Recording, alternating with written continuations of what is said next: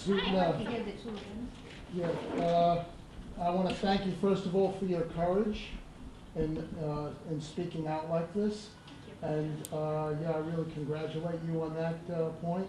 And I wanted to ask you though of what we were discussing earlier, today before you and Larry spoke, and that is there a movement? Is there like a political or some kind of a group movement that you or other Muslims can organize, like a not in our name, a Sharia law or global caliphate, not in our name movement? I would say that even in the United States, the majority of Muslims are, I think, pretty apolitical, pretty secular.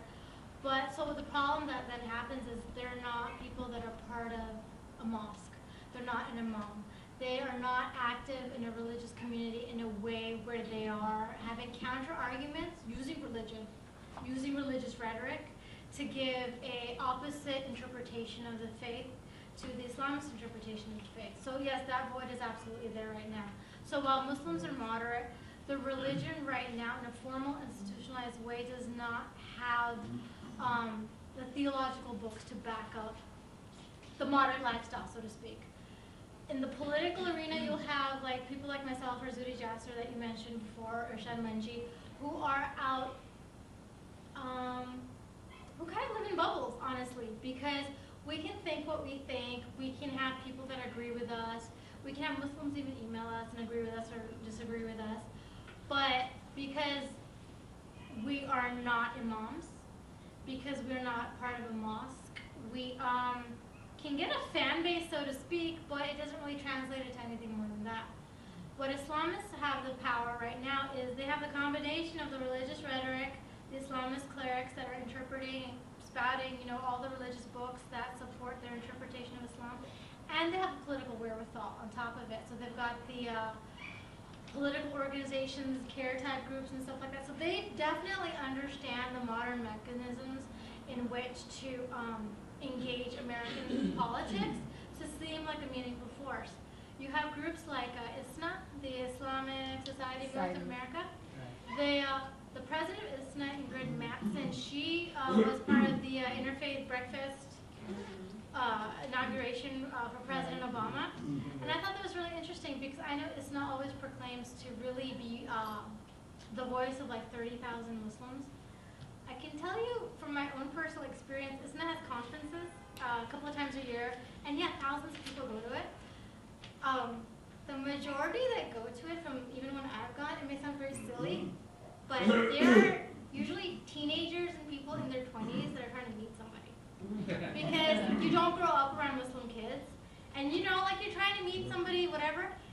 So many few of them actually go to any of the lectures or any of the actual things going on inside the conference. They're partying outside, and they're trying to socialize. There's teas in the afternoon where the parents are dragging their 25-year-old and be like, go talk to that boy. And you're like, oh my God. So that's an immigrant thing. But they have those numbers. And unfortunately, any percentage of those thousands of people that go, when they do walk in, yeah, then they have the care books at their markets installed that they're going to pick up and get influenced by. Even if a handful go and listen to Imam Siraj al-Hajj and all his defense of polygamy and things like that, yeah, you're going to get influenced by him, even if it's 1 from 1,000, which is unfortunate. So what about forming your own lobbying group, or like lobbying group for progressive Muslims? I think it's futile until you actually have Muslims behind it in numbers. So what I'm trying to do right now is talk to mosques in Virginia and Maryland. And it's very premature, so there's nothing to say, but I kind of like articulate a couple of basic principles, right? Like, do you believe in separation of church and state? Do you blah, blah, blah? Do they agree with you? Please wait. I'm lobbying them. If I can at least get 3 mosques to kind of sign on, I'm hoping I can maybe create some kind of institution that maybe it's snail pace. You're not gonna, nothing would happen in even maybe 5 years. But the point is, like Mr. Auster said, things take decades. If something takes 70 years to be the worst of something, to better something, it's going to take time. But you need a mosque and a mom behind it. Okay, Pamela, please. My question, I hope I can, I don't want it to be too complicated, but it's more about personal faith, because you've talked, and I appreciate you've been, your talk has been very positive, and I appreciate that. But my concern remains for yourself as a Muslim. Mm-hmm. I've heard the examples given that if you don't read Arabic, Right. that you aren't really aware of what you're saying and what you're worshiping, and Yeah. that most, because you were talking about how many Muslims are not Arab, Right. and that the statement I've heard is that so many of this larger population of Muslims don't read Arabic, and therefore they don't really know what the Quran says, and they don't really know what they're embracing as a Right. faith. And Absolutely. you did, I think, express for yourself as a Muslim how positive it is for you to be a Muslim. Right. But if you were going to share with me, who does not speak Arabic, Right. and possibly somebody who's a Muslim who also doesn't speak Arabic, Yeah. what it is that Islam Why gives am I you. still here? It's a very valid question, and it actually goes also to the influence of the orthodox and violent strain of Islam. The power that it has is because Muslims don't understand their faith, and they can't make choices, and they can't push it in a direction that is more moderate, in a way that is founded on the theology itself. It's because the majority of Muslims are not Arabic speakers. Not only are they not Arabic speakers, they're definitely not classical Arabic speakers, because you're talking about Arabic that is no longer spoken, the version that's in the Quran. So you have someone like my mom, who her understanding of her faith is based on what her parents taught her. My grandmother's based on what her parents taught her. So when my mom's growing up in India and then Pakistan, and in a society that is homogeneous Muslim, right? It's Ramadan, we're going to go fast. It's time to pray, we're going to go pray. A lot of it is kind of like you do it because it's there and you don't really think about it. Well, when you're immigrant and you come to America and you've got friends that are Buddhist and Jewish or whatever they are, and you see other things, you're kind of like, why do I believe what I do? Why am I fasting today? Why do I need to pray? I don't want to. I'd rather watch TV. So I go to my mom. I'm like 13, 14. And that's like the age when you start questioning things, right? Very quickly, I realized my mom can't defend herself. I'm like, Mom, why do we do this? Cause. What do you mean, cuz? Don't argue with me. Okay. Okay, so she doesn't know what she's talking about. This is very interesting. My older brother went through a phase, I remember when he was a really young teenager, where he'd be like, how come at weddings brides wear red? Because we're Indian, right? There's a lot of red and gold. That's Hindu. Why do we do that? We're Muslim. My mom looks at him and she goes, what are you talking about? Shoot. You know, like, for her, it's her culture. There was no question about it. But my brother saw, let's say, a movie or art or pictures, and it was from Arabs or Afghans or Persians in the Middle East, and they all were white. Or maybe he read something, and he thought that was more authentic.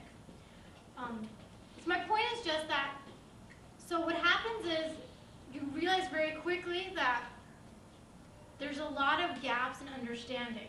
So where does that piety and faith come from? It is, in a weird way, a deviant version of Islam, if you're going from the purists and the Arabs, but it is a understanding of Islam that, away from those cultural questions about dress or food or something that I asked my mom, went back to the 5 pillars of Islam. When my mom taught me about fasting, it was about, well, when we fast, it's to remind us about people who truly don't have anything. You're hungry by choice for a certain amount of hours in a day. There are people that are always hungry. So for her, that was her understanding, and that was the community's understanding in India, Pakistan, whatever.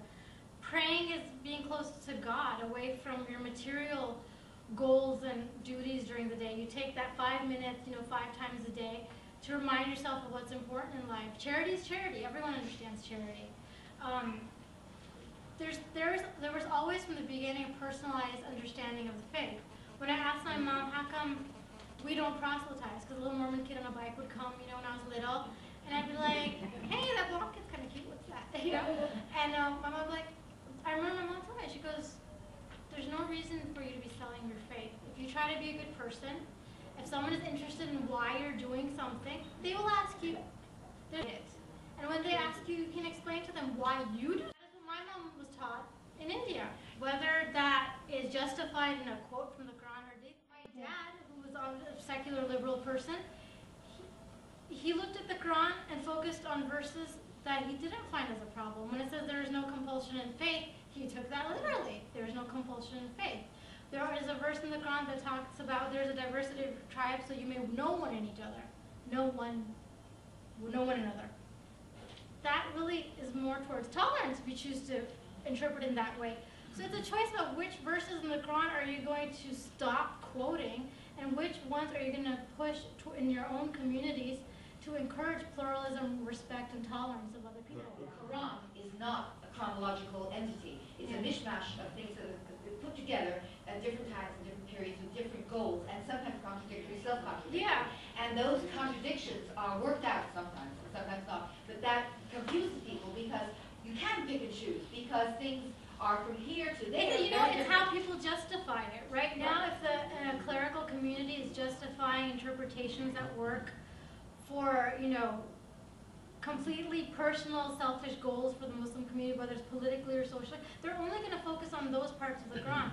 Since World War I, if they're vehemently anti-Israeli, or they want Israel gone, or whatever the politics are about, you know, anti-Americanism, or the West as being the colonizer, they will focus on every part of the Quran and Hadith that support their angry position. Okay, Jim? So, thank you for coming today. I have a question for you in terms of the mosques. Saudi Arabia supports many Sunni mosques throughout the world. What percentage of the Sunni mosques in the United States are financed by Saudi Arabia, and how much influence does Saudi Arabia have over the imams that are teaching in those mosques? I don't know specifics because that information isn't public, but I do know from circumstantial evidence, like here and there, like from the Holy Land Foundation trial. There's one organization called NAIT, NATE. Do you know what that stands for? I forgot. They're one of the unindicted co-conspirators, but they have a high percentage of deeds to mosques that they own. So I guarantee those mosques are a problem. Whether the FBI or the government is going to do anything about those mosques is an open question, which I would love for people to pursue. In 1100, we had a militant Christianity and a militant Islam. Since then, the West has gone through, and Hebrew Christian tradition has gone through a profound process of secularization. So that liberalism is kind of the coin of the realm. But we also seem to have a degenerate form of liberalism. Where when you're talking about a vision of liberalism where persons are equal or religions are equal, we seem to have a situation where there's a kind of a self-hate. And so that we're the oppressor and everybody else is the victim. And the victims are more equal than the oppressor is. And so how do you look at that? Because you're defending, well, not defending, you're articulating a form of liberalism that just isn't that common. I mean, the common one is, as the first speaker spoke of. And so what's that about for you? I would say, so how do I start? Liberalism, in such a vague, generic word sometimes because how it's over broadly used, only has meaning, which I think I've said to some people in this room in some conversations, is if it has standards and definitions like anything else. If it's defined as a free-for-all, then it is asking for the kind of conflict that you see in Europe and the UK. The UK has been especially susceptible to the problems it's had integrating its Muslim communities because, as you alluded to, is this kind of chip on their shoulder for having been the colonizer, which is fine. Yes, you were successful at your imperial conquest, whatever centuries. But there's a difference between accepting and understanding your role in history versus being paralyzed by it. And I think this is where Westerners, especially liberals, are kind of caught right now, where they're completely forgetting that when you had the English Empire, French, Spanish, whatever, and you went and conquered Latin America, North America, if you were not doing that, someone else would have, namely the Indians or the Chinese or somebody else. There would always have been a conqueror and a colonized. And to forget that completely minimizes the reality of human nature and even modern politics. Foreign policy today is a game of self-interest. if the Obama administration is going to forget that, I'm not saying that, but I sometimes worry that you can engage, you can discuss, you can negotiate. I definitely think the first thing is not to bomb and fight people all the time, but you also have to have a backup plan, and you also have an understanding of what your limits are, because you too live by certain standards and expectations for yourself and your community. So just liberalism is just simply meaningful only when you know who you are, aren't ashamed to be who you are, and are able to defend it in a way that gives the person a choice to be a part of it or not, but it's their choice. So my question is, and this is kind of a tough question. Okay. If I were Muslim, let's put it this way. I'm Jewish. Right. If Judaism believed the things that Islam is preaching, I would convert immediately. I go to the Hindu temple or the Christian church or to a synagogue. I would convert immediately if Judaism represented to me the things that Islam is representing in the world. And I can't tell you or any other Muslim what to do, and I've known many Muslims, I've traveled in a lot of these countries. I can't tell them what to do. But how do we solve this? How do we solve this problem? Because I haven't heard an answer from you of how we solve this problem. Okay, thank you. Well, my answer is not going to happen in this administration. I'm not even in a conservative administration because it's not politically viable, which is for a million different reasons, regardless of where a person is on the political spectrum. But the problem is, again, understanding the ideology and publicly discussing it as the enemy in itself. Like I've done some reports for CENTCOM. I've talked to some politicians and different things, people like that, and Obama further euphemized, the phrase war from terror into some kind of contingency plan, or whatever it is now. But the thing is, when you don't call it Islamist terrorism, what you do is, on the one hand, further encourage Muslims from falling into it, because now they're not taught that it's actually something wrong. And on the second hand, what you do is further, two extremes, further anger people in this room, and further encourage liberals to look the other way, that it's not religion. You know what I mean? So what to do about it is either, I disagree with Mr. Auster in terms of making it about an anti-Islam issue. Because, like I said in the beginning, you have a billion-plus population. You have billions of Muslims in the United States. Do you want to somehow magically try to make it go away with a big eraser? Or do you conversely want to push for and support a version of Islam that is moderate, that defends the type of Muslims that are the majority in the United States, and maybe in decades of time, regardless of whatever influence Islamists may have in countries like Pakistan or Iran today, give Muslims abroad a reason to be jealous and say, hey, there's Muslims in America that are Muslims, that are living their life, but look, they also have freedom of choice, they also have freedom of speech, they dress how they want, they do what they want, they have mosques to go to.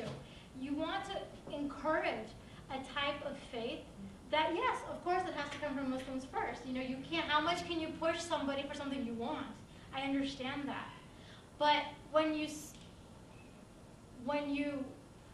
focus your criticism on Muslim behavior rather than Islam, you have the benefit of sidestepping that theological debate, which always bumps heads like this, and gets right to the crux of the matter.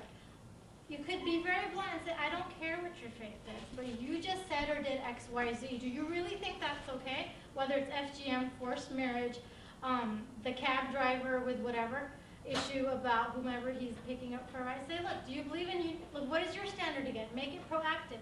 Here's my standard of human rights. It doesn't include FGM. If you think it's okay, and I don't care why you think it's okay, whether it's religion or culture, it really doesn't matter. You can't do it here. I don't care how you justify it, but you can't do it here. Same with anything having to do with women's rights or anything having to do with minority rights or freedom of speech issues. When the OIC, the Organization of Islamic Conference, wants that UN resolution to ban defamation of religion, then you need to remind them, if you encourage religion in the political sphere, it gets to be criticized. If you want religion as a private faith, then it might get the deference other faiths get it in Western cultures. Okay, thank you very much.